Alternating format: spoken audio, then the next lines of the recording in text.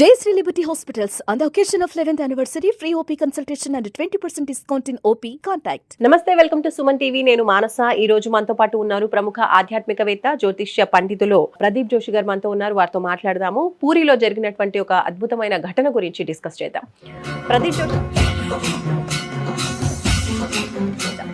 ప్రదీప్ జోషి గారు నమస్కారం అండి. పూరిలో ఒక అద్భుతం జరిగింది. మనం న్యూస్ లో చూస్తూ ఉన్నాము. గరుడ పక్షి పూరి పైన, ఆలయం పైన ఉండేటువంటి ఆ జెండాని తీసుకుని చుట్టూరా గుడి చుట్టూ ప్రదక్షిణ చేసింది. సో దీన్ని అందరూ కూడా చాలా అద్భుతంగా చూస్తూ ఉన్నారు. కాబట్టి దీన్ని ఏ విధంగా చూడొచ్చు? తర్వాత 2 రౌండ్స్ కొట్టిన తర్వాత గరుడ పక్షి అక్కడ నుంచి మాయమైపోవడం కూడా జరిగింది అని.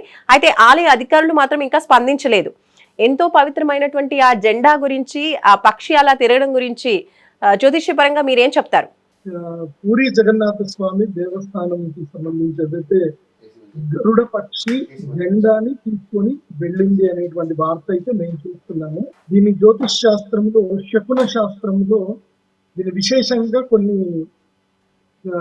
విచారణ కొన్ని చెప్తారు. ఇప్పుడు మనకి గ్రహ కూటమి కూడా అంత బాగాలేదు, షష్టగ్రహ కూటమి. నేను ఆల్రెడీ ఇంతకు ముందు కూడా చెప్పాను, మే 15వ తారీఖు వరకు, అంటే ఏప్రిల్ 29 నుంచి మే 15వ తారీఖు వరకు గడ్డు కాలము, చాలా నెగిటివ్ టైం అని కూడా చెప్పాను. ఈ నెగిటివ్ టైంలో ఈ మొత్తం ఈ ఏప్రిల్ 28వ తారీఖు నుంచి చూసి మనం డైలీ చూస్తున్నాం, ఎక్కడో ఒక చోట భూకంపాలు వస్తూనే ఉన్నాయి, అంటే విపత్తులు జరుగుతున్నాయి. మొన్న మధ్యనే శాన్ ఫ్రాన్సిస్కోలో భూకంపం వచ్చింది, తర్వాత ఇండోనేషియాలోను భూకంపం వచ్చింది, తర్వాత బ్యాంకాక్ లో భూకంపం వచ్చింది, తర్వాత సమంత్ర దీవుల్లో కూడా మొన్న మధ్యనే భూకంపం వచ్చింది. సో ఇవన్నీ కూడా నెగిటివ్ ఇంపాక్ట్స్ మనకి గ్రహ కూటమి తర్వాత మనకు కనిపిస్తుంది. అయితే ఈ మధ్యలోనే భారత ప్రభుత్వం తీసుకున్న ఒక నిర్ణయంతో చాలా పెద్ద ఇది జరిగింది. వీళ్ళు ఊచకోత మొదలైంది. ఎక్కడ వెస్ట్ బెంగాల్లో మనం చూస్తానే ఉన్నాము, ఒక ఇద్దరిని దారుణంగా చంపేశారు, తర్వాత షాపులన్నీ తగలబెట్టేశారు అనేది మన వార్తల్లో ఆల్రెడీ చూడడం జరిగింది. సో ఇప్పుడు మనం అర్థం చేసుకోవాల్సింది ఏమిటంటే కనుక, ఇప్పుడు ఇది భారతదేశానికి చాలా గడ్డు కాలము. ఇప్పుడు చాలా అందరూ జాగ్రత్తగా ఉండాలి. ఇది భగవంతుడు కూడా ఒక సూచన ఇచ్చాడు. భగవంతుడి యొక్క వాహనమైనటువంటి గరుత్మంతుడు ఆ యొక్క ధర్మ సంకేతమైనటువంటి జెండాని పట్టుకొని ఆలయం చుట్టూ ప్రదక్షిణ చేశాడు అంటే అర్థం ఏంటంటే, సనాతన ధర్మాన్ని, ఈ యొక్క ప్రపంచం యొక్క శాంతిని కోరేటువంటి ప్రతి ఒక్కరు కూడా ఇక చాలా జాగ్రత్తగా ఉండాలి, ఐకమత్యంగా ఉండాలి, ధైర్యంగా ఉండాలి.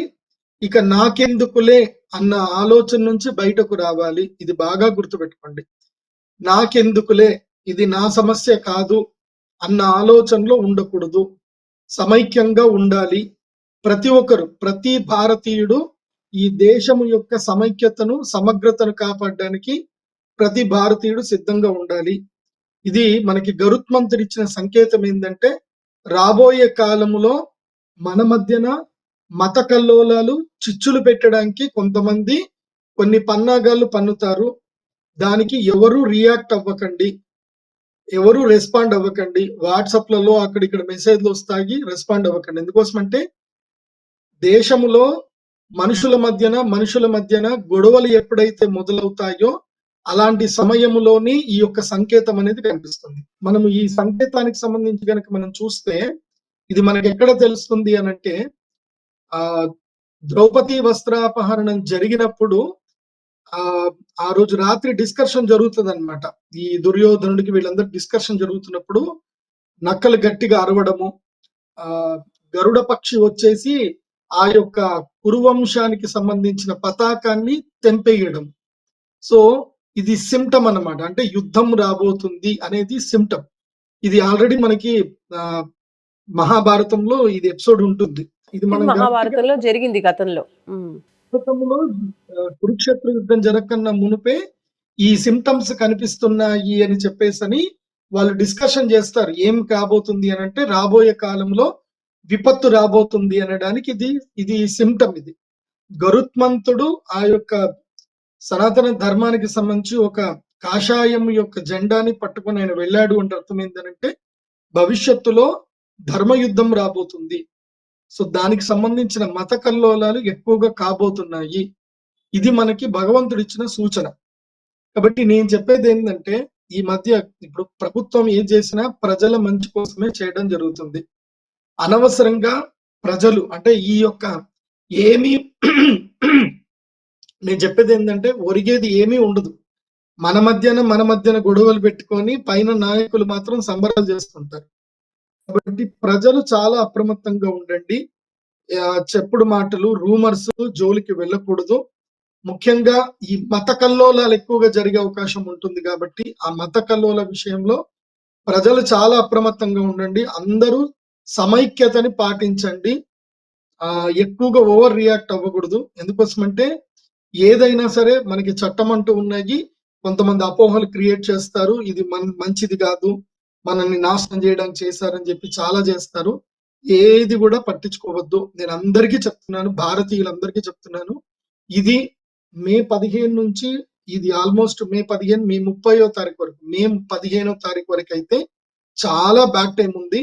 అనవసరమైన గొడవలు, ర్యాలీలు, తర్వాత రాళ్ళు కొట్టుకోవడాలు ఇవన్నీ కూడా వస్తాయి, జరుగుతాయి. సో ప్రజలు అప్రమత్తంగా ఉండండి. నాకు తెలిసైతే ఈ కాలంలో అంటే నేను గ్రహస్థితి నేను చూస్తున్నాను కాబట్టి, నేను చెప్పినవన్నీ జరిగినవి కాబట్టి, నేను ఇది కూడా అడ్వాన్స్ గా అందరికీ అప్రమత్తం చేసి చెప్తున్నాను.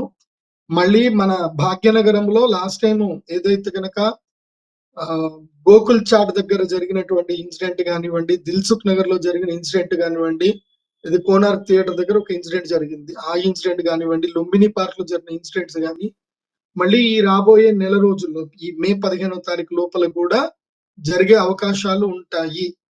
కాబట్టి నేను భద్రతా సిబ్బందికి కానీ, రక్షణ దళాలకు కానీ, తర్వాత ఎన్ఐఏ వారికి కానీ మేము ముందుగానే సూచిస్తున్నాం. ఎందుకోసమంటే ఇది గ్రహస్థితి బాగాలేదు అంటే అర్థం ఏంటంటే ఎవరికో ఒకళ్ళకి నెగిటివ్ మైండెడ్ ఎవరో ఒకళ్ళు స్టెప్ తీసుకుంటారు, ఏదో ఒకటి చేస్తారు. ఇప్పుడు గ్రహస్థితి బాగా లేదు, ట్రంప్ గారు ఈ నిర్ణయాలు తీసుకోవాలని చెప్పి ట్రంప్ గారికి జ్యోతిష్యం తెలియదు కదా. ట్రంప్ గారి దగ్గర ఉండి నువ్వు గ్రహస్థితి బాగాలేదు ఈ నిర్ణయాలు తీసుకోవాలని ట్రంప్కి ఎవరు చెప్పలే కదా. చూడండి స్టాక్ మార్కెట్ మొత్తం కూడా బ్లడ్ మార్కెట్ అయిపోయి కంప్లీట్ స్టాక్ మార్కెట్ కుదేలైపోయింది. ఇది ఆల్రెడీ నేను ప్రీవియస్ గానే మనం ప్రెడిక్ట్ చేయడం కూడా జరిగింది, సుమన్ టీవీలోనే చెప్పడం జరిగింది.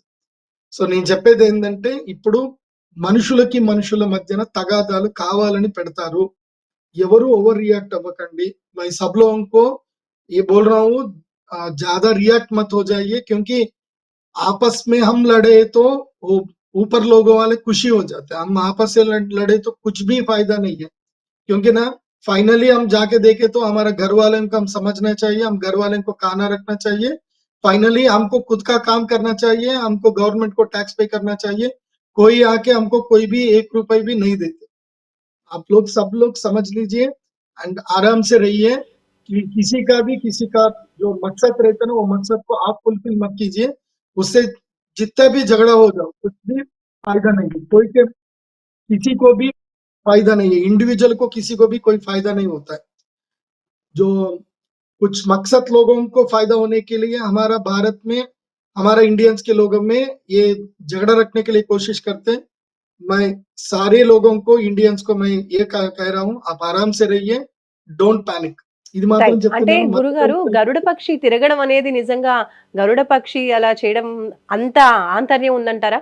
గరుడ పక్షి నిజంగా జెండా అలా తిప్పడం అనేది అంత చెడుకు ఈ సూచన అని చెప్పొచ్చా? గరుడ పక్షి రావడం లేదంటే అనేది పూరిలో అలా అంత పవిత్రమైన జెండాని తీసుకొని తిరగడం వల్ల ఇది సూచిస్తున్నారని చెప్పుకోవచ్చా?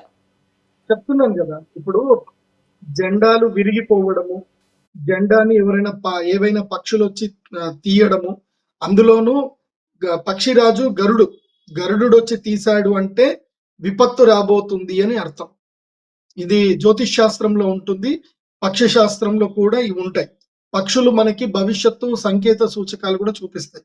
మనకి చిన్నప్పటి నుంచి కూడా తెలుసు, కాకి వచ్చి మన ఇంటి మీద వాలింది, అరిచింది అంటే చుట్టాలు వస్తున్నారు అని చెప్పి మన తెలుగు వాళ్ళలో ఎక్కువ నానుడు. సో అట్లాగే ఈ గరుడ పక్షి